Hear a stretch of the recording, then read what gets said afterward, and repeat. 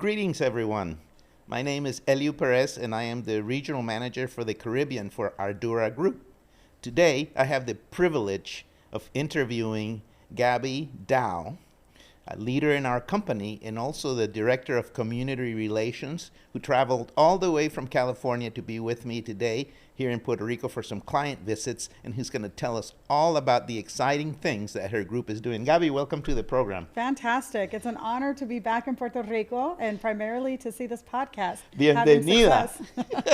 Gracias, mil gracias. Bienvenida a Puerto Rico. Gabby, I'm thrilled not only to know that we have you in the company and that we have a community outreach program, which is so important for the things that we're doing for our clients. We have got incredible things happening with our clients in the Southeast in the United States, as we do in other places in the country, as you know.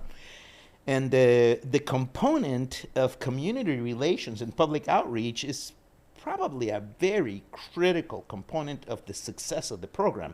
And it really lingers upon good communications that we end up with a good project. But let's go back a little bit in your career and tell me, where did it all begin? Well, you're absolutely right. I think the most successful projects are the ones that recognize, whether you call it public affairs, community relations, you said it, outreach. Oftentimes we hear engagement.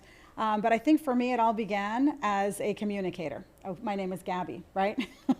And I didn't know that Gabby, is similar to saying somebody who's very communicative, because I was born in Guadalajara.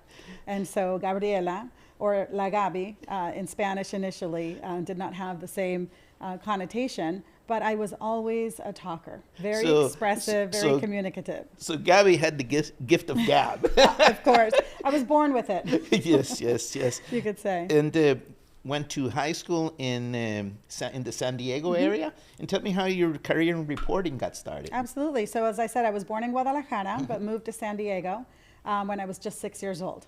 And so became bilingual at a very early age. I came to San Diego not speaking any English, so I had to learn it very quickly. But as a young person, you are able to learn languages very quickly. And I would go back to Guadalajara. I have a lot of family in León, in Jalisco, different parts, and so I maintained my Spanish in that way.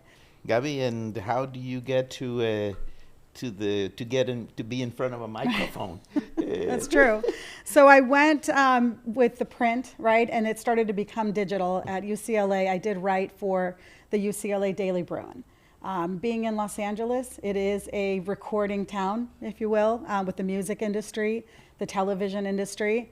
And so at the Daily Bruin, I started out covering news. And so, and my editor at the time, actually, Matea Gold, the student editor, is now the editor of the Washington Post. I think she's the editor of the entire Washington Post. It used to be just the political section. So incredible talent that we had there in Los Angeles.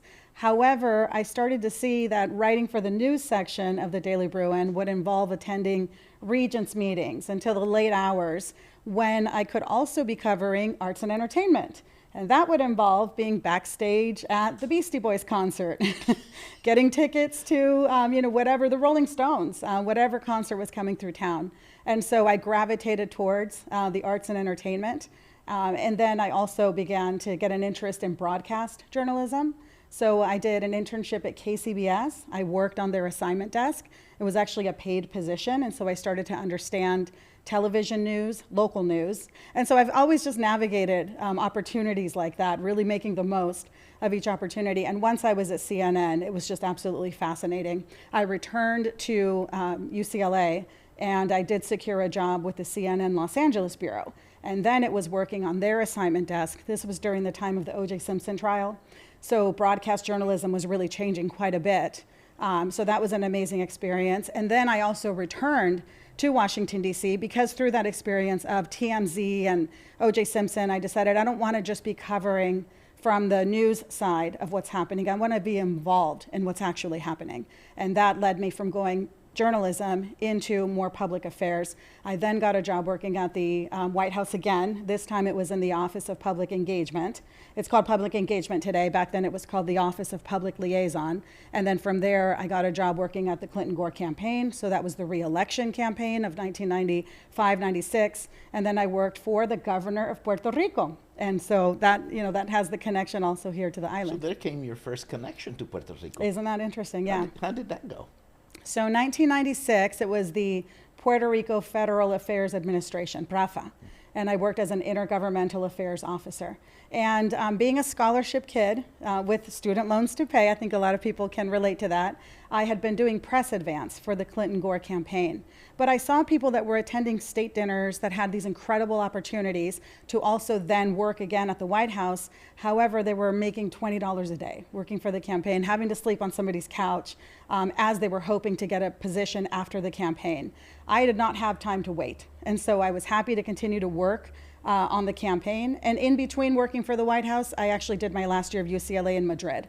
So I had left and done a year at the Universidad Complutense, and then I was back in DC. But it was, simply that the job paid very well at Puerto Rico Federal Affairs Administration. It was a very serious organization that needed to lobby for funding for healthcare, for education. As you know, Puerto Rico is not a state. And so they receive different funding. They don't have a voting representative of Congress. And so it was interesting to work very closely with the then Republican-controlled Congress and coming from a Democratic-controlled White House. I had a lot of relationships on both sides. And it's always been fascinating to me to see it from the eyes of Puerto Rico, which is not necessarily Republican or Democrat. It's more questions like statehood or if it remains as a Commonwealth. But yeah, securing the job was what it was. I think our clients are going to be interested in knowing, the type of work that you have done. But I think all the Ardurra employees too need to know that we have such a resource in Gabby Dow, who has this amazing experience. Tell me about your transition to infrastructure. And so I worked for, first it was a economic development corporation in Los Angeles. Mm-hmm. And so I worked there for a year. And then I worked for a public affairs firm out of La Jolla. And that's where I started working with engineering firms, infrastructure projects. And ever since then, it has been working in the private sector in partnership with public agencies and with engineering firms. Well, lucky us. A long time ago. Lucky us that you have this background, because some of the projects that we're doing are quite sensitive to the community. And I'd like to ask you a question related to the work that we do in awareness and perception.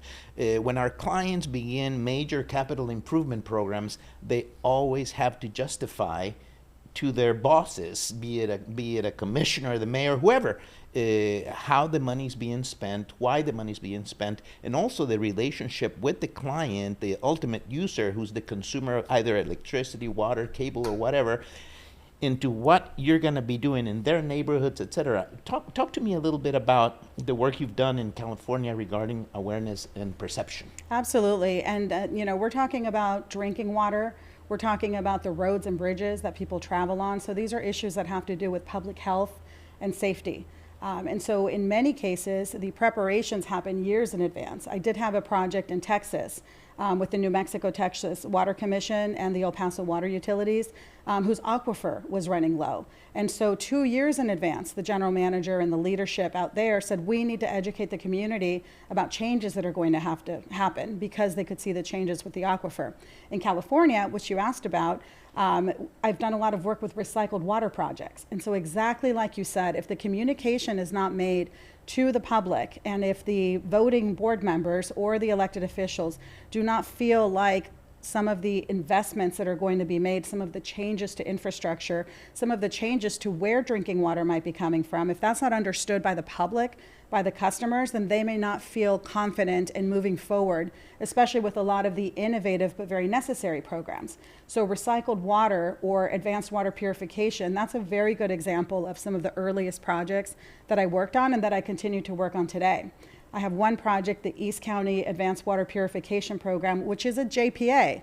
So now you're getting into some of these large infrastructure projects that are not just one city or one water district. For this project, you have Padre Dam Municipal Water District, you have the County of San Diego, You have Helix Water District, the city of El Cajon. The city of San Diego also now has a component of it. And so imagine having to coordinate amongst all those different agencies, all of those different constituencies. There's funding from the Bureau of Reclamation. There's funding and oversight from EPA, California agencies. And so there has to be very clear messaging. What is the purpose? Why are we doing this? What is the need? What will the benefits be? And what is to be expected, not just with the financial investments that are going to be made. They're investments that are made up front, but they're going to help to stabilize costs in the future, because this is now a community that won't be 100% reliant on imported water. They're pretty complex messages to have to communicate out to the constituents, but through a series of surveys to understand what the community knows at that moment, a lot of public engagement. We have tours. We did a pilot facility, a demonstration facility in this case. The community could come out and understand the science behind it. It's really preparation that goes back to a couple of years of working with the local media, working with all of the community groups. You then create support and understanding, and you might not be able to stave off organized opposition, but you're at least prepared for it, and it is something that you can help to clarify if there's any misinformation or misperceptions. And so the projects that are most successful really are the ones that understand that communications and community relations are as important as the engineering, I dare say, because I work with engineers, the financing. So you have the regulations, you have the financing that needs to be put together. You can have an incredibly designed project, but you can have it all fall apart if the community does not support it. And often people don't support what they don't understand. You know, engineers are typically working with tangible assets. Intangibles is something that they at times have trouble with. And I believe that the work that you do is absolutely working on those intangibles that the cities, like you mentioned to me previously about Chula Vista. Mm-hmm. That was a success story. That was an incredible campaign. So we've done a lot of work with the city of Chula Vista. And Chula Vista is south of San Diego. It's the second largest city in San Diego County. And it is close to Tijuana. So the US-Mexico border is right there. A lot of people think it's San Diego and then right there the border with Tijuana. But you have this vibrant, incredible city, Chula Vista, that's doing some really amazing things. They have one of the largest developments on the western shore of the United States with the Gaylord Hotel that's being built. They're looking at starting a university there. They've already taken steps to start the first projects. And so it's a bilingual, very vibrant culture. However, the community themselves was not reporting, and there was an article that came out of what is the one city that people don't want to stay as a staycation. And you always look at what exactly was the data or the methodology behind an article like that, but you don't want the headline to be Chula Vista ranked the #1 for people don't want to do a staycation. Those are your own constituents. And so the city took a very proactive approach and said, okay, this is one point of input. They hired an independent research company called Luth Research, and they uncovered that they had pretty much divided into thirds, positive perceptions of the city and another 33% negative perceptions. But then they had 30% in the middle, neutral. Maybe people who just moved to the city, maybe people in the region that had never heard of Chula Vista. They didn't know it was its own city. And so they hired my team to come in and do an awareness campaign so that people would know about Chula Vista in the region and so that we could move people into the positive. It's very hard to move somebody who has a negative perception into a positive. Certainly within a year, it would be hard to have a campaign that makes that change. But you certainly want to move people who are neutral into the positive and into correct information, not into misinformation and into what others' negative experiences have been. And so we had a campaign. The tagline was, "This is Chula." We had billboards. And so once a billboard goes up with fantastic graphics, that catches attention. Then the news station started covering it. Then we started getting national media attention. The locals loved This is Chula, and they wanted stickers, and it became a big engagement campaign. But most importantly, the city then brought Luth Research back, independent study, and had them again do a survey, and they found that we in fact had moved people from the neutral category into the positive category. And that was incredible because a lot of these campaigns, like you said, are intangible, but you have to have ways to measure. Are you reaching people through the right platforms? Who exactly is the target audience for this? And can you actually measure the engagement Two-way communication is excellent. There's advertising campaigns that can do a lot of this, but are we actually affecting positive change and understanding? I see this somewhat as a hardware and software, combination. It has both of them have got to be working. Exactly. And when I see projects like our clients are doing in Miami-Dade County, for instance, Ardurra is going to be doing the replacement of all the water meters to smart meters, so that the consumer is going to have better control of their water bill. They're going to know their consumption, their daily, monthly. They're going to be able to have, an app that's going to tell them, And now that Puerto Rico is beginning to, they're actually already doing a pilot program to replace 1,300,000 meters.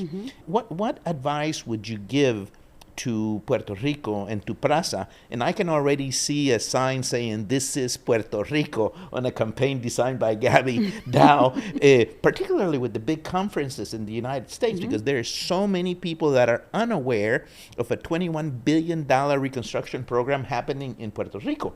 And but in this program, with the replacement of all the meters, AMI, automated metering infrastructure, 1,300,000 meters are going to be replaced. What advice would you give to Praza as they begin to embark in this major journey?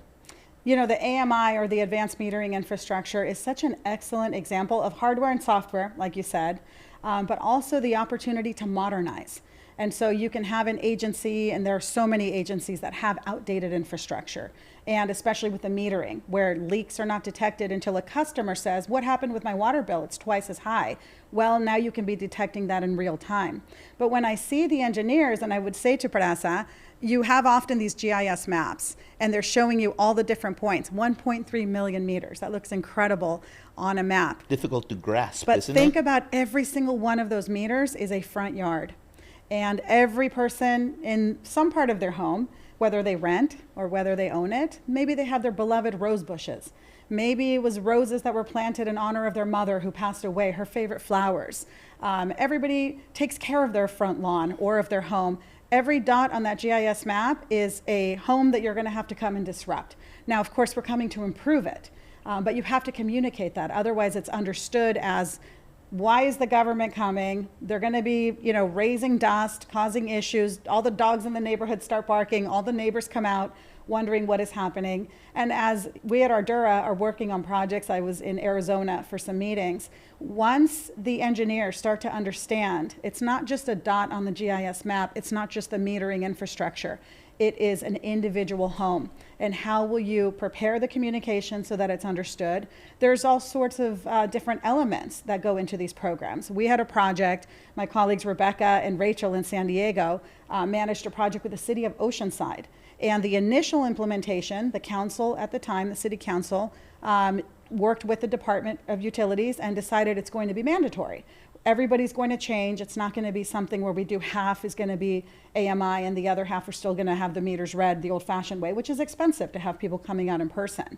Well, when you say just the word mandatory, that can trigger a reaction from the community, not just the eyes and ears and the folks with Facebook Live and all of the tweeting and all of the online mechanisms that you have.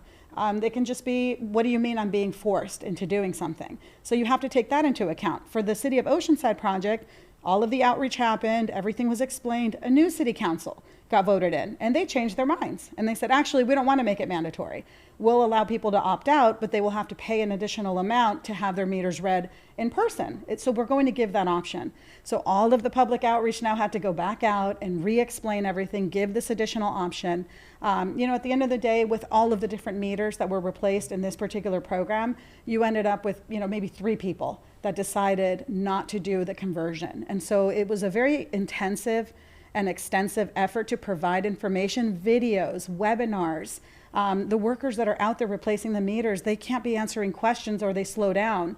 So they have little cards where they can say, go to this website, here's where you can get all the information. Scan this QR code, here's where you can see a video about why we're here, what we're doing, where is the appropriate place to have all your questions answered. If you're not prepared to do all of that, then it can really make the implementation less successful. And in the end, it costs more time and money to try to be backtracking and re-explaining things and dealing with complaints, which really stem from misinformation. there is a whole suite of services that I know your group provides, and I'd like to learn a little bit more about that, because with the replacement of this of the meters, etc., there will be many ways in which the homeowner is going to have to approach the replacement. At times, the meters are inside the property line. Most of the time, they are outside. But in Miami, we had the problem that some of the meters were inside the homes and in the backyard. So for 12 years, we spent replacing and moving those meters from the front to the back. And now we're going to begin to replace those 500,000 meters to smart meters.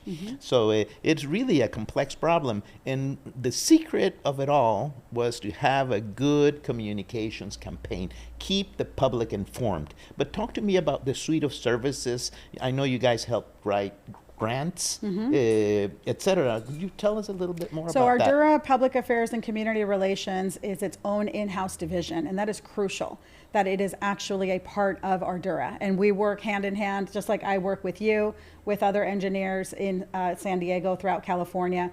We have community relations in Arizona, we have folks in Texas, we have folks in Florida. And we do everything from strategic planning. So oftentimes this is going to be a 5-year campaign or a 2-year campaign or a 10-year campaign. And so you really have to think about what is the strategic planning? What are the different tactics that we might want to deploy? What are the different ways that we want to communicate? And we don't just say with the public. Who specifically are we talking about? We often need to conduct surveys. Sometimes even our clients say, well, I know what the public understands. Well, maybe you did a survey 5 years ago, but that might not be the case, especially post-COVID. A lot of perceptions have changed. A lot of people have moved. We have a younger generation. And so that goes into the research. Then we get into the implementation, and these could be public education campaigns, awareness. A lot of it these days is community-led. So you're really working hand in hand with the community. We do a lot of CIP, infrastructure, construction, engagement outreach. For the project I talked about, the water repurification, that's a 10-mile pipeline. So you are going through neighborhoods similar to the AMI replacement, except in this case, we have traffic control, noise and dust, boring, a lot of disruptions, and oftentimes nighttime work. So that's a lot of what we do. And then we have really fun campaigns, and those can be the education campaigns about water quality, conservation, transportation. There's some really interesting things happening with mobility, sustainability, education campaigns partnered up with the schools. And then you mentioned grants. Ardurra actually has a whole separate division that focuses on grants. And a lot of the work that we do to secure letters of support, to do tours with the local congressmen, the county and the city officials, all of that work helps to prepare everything for a grants application. And then we also get involved with legislative advocacy. We're not lobbyists, but a lot of the work that we do helps to provide material for the lobbyists that can go out and help to also secure the funding, which it goes hand in hand with the grants. So it's really all in-house. Ardurra really does manage everything end to end. This is just outstanding. It's a good way to proactively prepare any utility for any large project that's going to have a lot of interaction with the public. Exactly, and communications these days, it is not like when I worked at CNN. CNN had a satellite truck. And the effort that it took to go on location to get footage, if it was going to be live, you were literally beaming up into a satellite, very limited resources. And so what got covered on air was up to the news director. Nowadays, you have anybody with their iPhone. They can go out, they can be filming, they can go live, they can engage the public, they can tag the mayor, they have all of the neighbors, they can put your local project on the national scale, right? A TikTok can all of a sudden make everything go national, or you have Twitter or X now that can get reporters and national media interested. And so that is just the pace of communications, how things have changed, and public agencies have to do things like a podcast, videos, everything is now visual. People don't really read, attention spans are much shorter, but if you put an engaging video together, and we do a lot of animation videos, you can really explain a very complex issue in a minute, which is maybe the amount of attention span that you'll have. And then you take that footage and turn it into 20-second little snippets for Instagram. Again, to get people's attention, to have them understand why this is important, how it relates to them. And then once you have the attention and they get a general understanding, then they can go deeper. Then they can read the staff report. Then they can ask to see the engineering plans, or they go to the website and they click further and further, but with the understanding of what is happening and why this is being done. Very different than having a community advocate do a public records request, show a piece of a report, maybe not even understand exactly what they're seeing, explain it in a way that makes it inflammatory, and that's a very different way of having the public be engaged with the agencies that serve them. This is just outstanding. The ways of...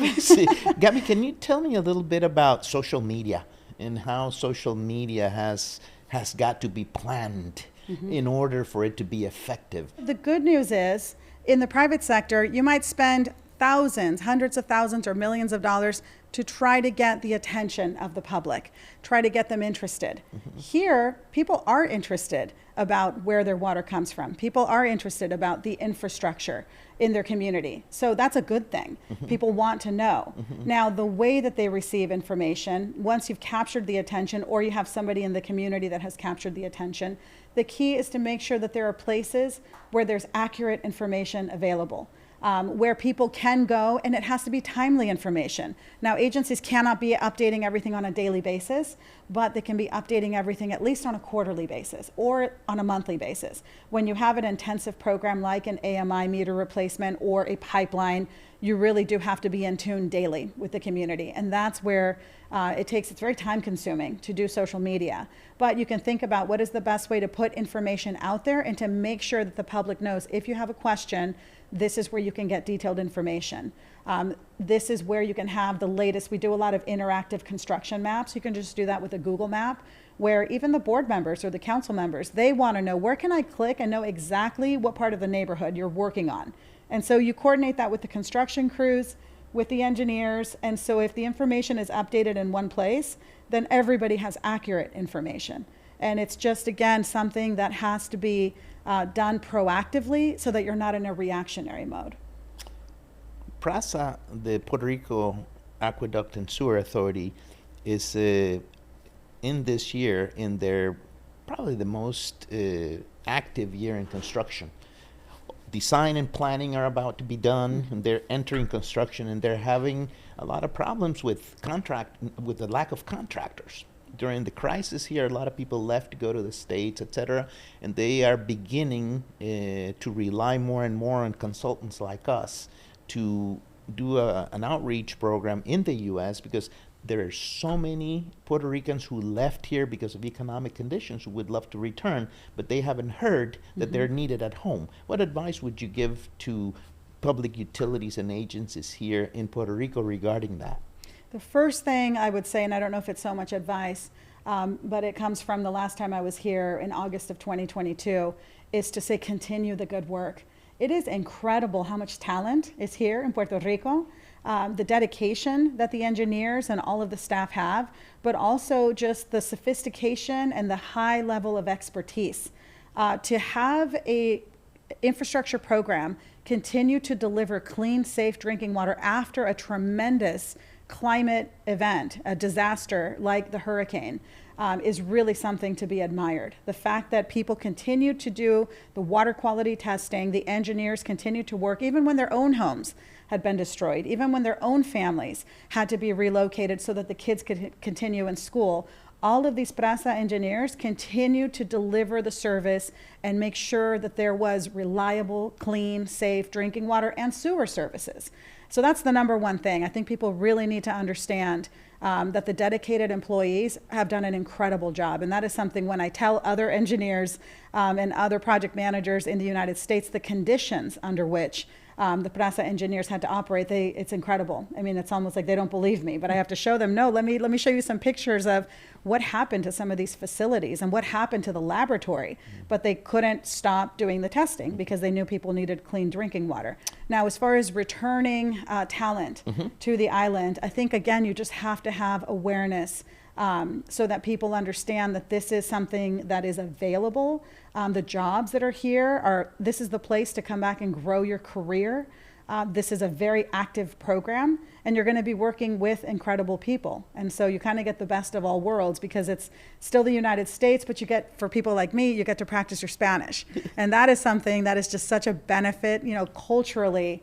And you are a global citizen, just like you are a global citizen, but more people have to recognize that. It's really such a benefit to maintain your bilingual skills and to see how things are done very separate from, you know, just other states and other parts of the mainland. You see more and more Americans from the mainland moving to Puerto Rico, and the bilingual activity has to be respected. The official language here is both, you know, English and Spanish.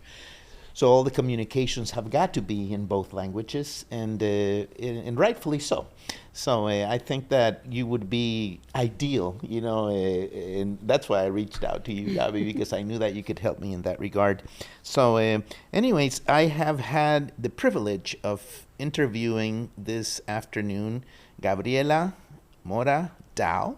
Gabi Dao, as we know her dearly inside our company, she's the Director of Community Relations at Ardurra, a department within the company that's dedicated to helping protect the investments of our clients. It has been a privilege to have you with us, Gabi.